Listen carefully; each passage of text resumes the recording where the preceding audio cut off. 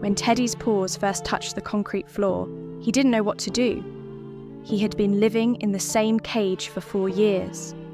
He had never been outside the darkness of those 4 walls. He had no name. He had never learned the concepts of love and hope. He was just living to breathe. We risked a 4-hour journey to rescue him. Would you travel 4 hours to rescue an animal? Teddy was living as a stud dog. He was used on the farm for breeding dogs.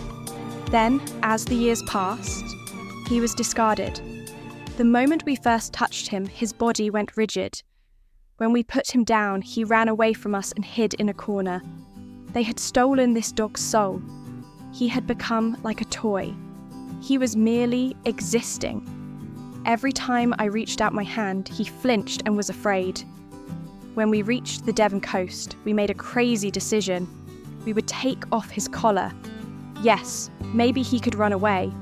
Yes, maybe we would never find him again. But of course, that was a possibility. He needed to experience the feeling of freedom. He deserved it. I untied his collar. Teddy looked around in amazement. Then he ran fast. He ran with unstoppable, uncontrollable, pure joy. The look on his face showed he still couldn't believe what was happening. The bounce in his legs and the light in his eyes reflected his happiness. He was free for the first time in 4 years, and he was experiencing it with his whole body. If it were you, would you have taken off his leash and set him free? A terrible thought crossed my mind. What if he ran away, I thought. But Teddy did something incredible. He ran, stopped, and turned back. He looked at me. He looked at Mitch. He ran again. He started weaving between the two of us. He wanted freedom, but he didn't want to lose us either. Maybe he was looking for someone he could trust for the first time in his life. Every new thing on the beach was a test. The rocks, waves, and sand were very precious to him. Each one signaled a small victory. Every step was a huge success for him. We were crying.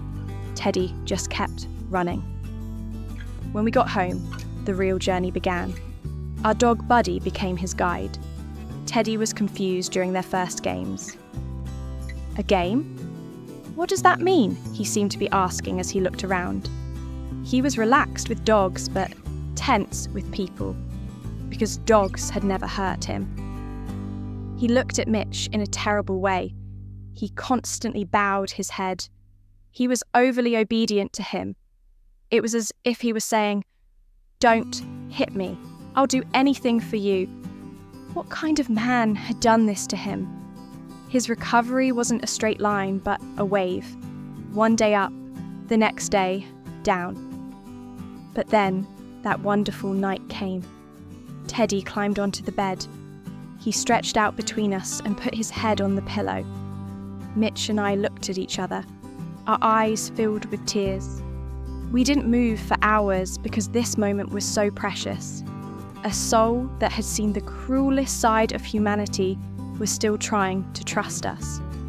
What was that if not pure courage? Now, Teddy sleeps with us every night.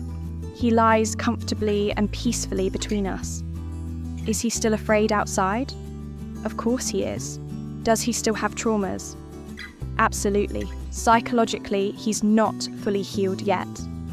But that moment on the beach, running, jumping, free, that was the real Teddy, the dog he was meant to be.